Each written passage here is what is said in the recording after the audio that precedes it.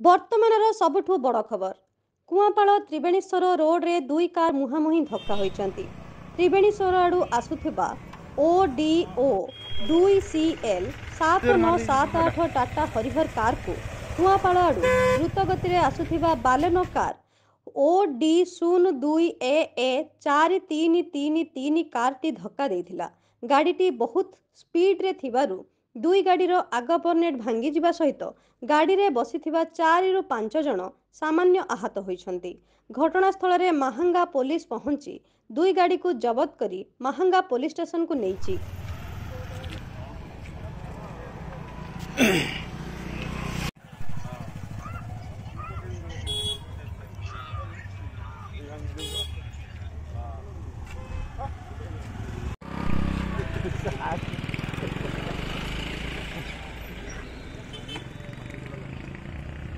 कटकରୁ Anupama Nayak, report Prayag ଖବର।